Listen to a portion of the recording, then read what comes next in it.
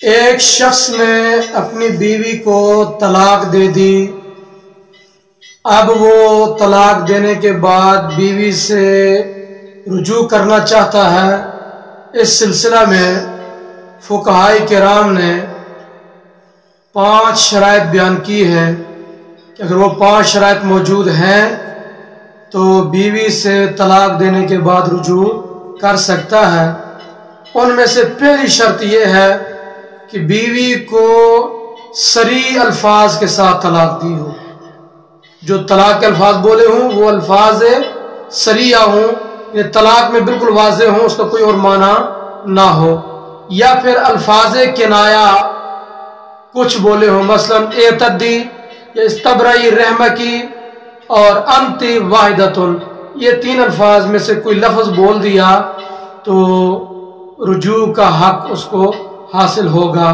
اور دوسری شرط یہ ہے کہ عورت مدخول بہا ہو، یعنی اس کے ساتھ حقوق زوجیت قائم کر چکا ہو، اس کے بعد اس کو طلاق دی ہو تو رجوع کا حق ہوگا۔ اور تیسری شرط یہ ہے کہ بیوی کو 3 طلاقیں نہ دی ہوں، یعنی 1 طلاق دی ہو یا 2 طلاقیں دی ہوں، 3 نہ دی ہوں۔ اگر 3 دی ہیں تو اب رجوع کا حق ختم ہو گیا، 1 یا 2 کی صورت میں رجوع کا حق اس کو حاصل ہے۔ اور اس کے بعد چوتھی شرط یہ ہے کہ عورت کو مال کے عوض کے بغیر طلاق دی ہو تو رجوع کا حق ہے۔ اگر مال عوض میں لے کر طلاق دی ہے تو اب رجوع کا حق اس کو نہیں ہے۔ اور 5ویں شرط یہ ہے کہ عورت کی عدت ابھی باقی ہو،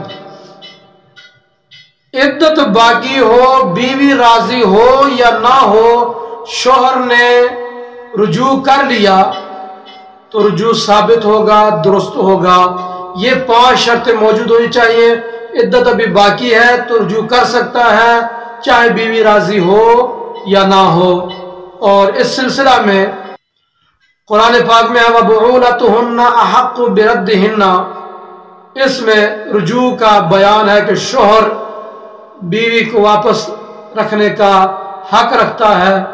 اور حدیث پاک میں ہے کہ حضرت فاروق اعظم رضی اللہ تعالیٰ عنہ کے بیٹے حضرت عبداللہ بن عمر نے حیض کی حالت میں بیوی کو طلاق دی تھی، تو نبی کریم علیہ السلام کو جب اس بات کی خبر ہوئی تو حضور نے فاروق اعظم رضی اللہ عنہ کو فرمایا کہ عمر اپنے بیٹے کو حکم دو کہ اپنی بیوی سے رجوع کر لے، اور اگر طلاق دینی بھی ہو تو بعد میں طہر کے اندر طلاق دے۔ تو رجوع کرنے کا حضور علیہ السلام نے ان کو حکم دیا، تو حضرت عمر بن خطاب رضی اللہ عنہ کے بیٹے حضرت عبداللہ بن عمر رضی اللہ تعالیٰ عنہ نے اپنی بیوی سے حضور کے حکم کے مطابق رجوع فرمایا۔ اور پھر صحابہ کا اجماع اس بات پر منعقد ہوا ہے کہ شوہر اگر بیوی کو طلاق دے اور یہ شرائط ساری موجود ہوں تو رجوع کر سکتا ہے۔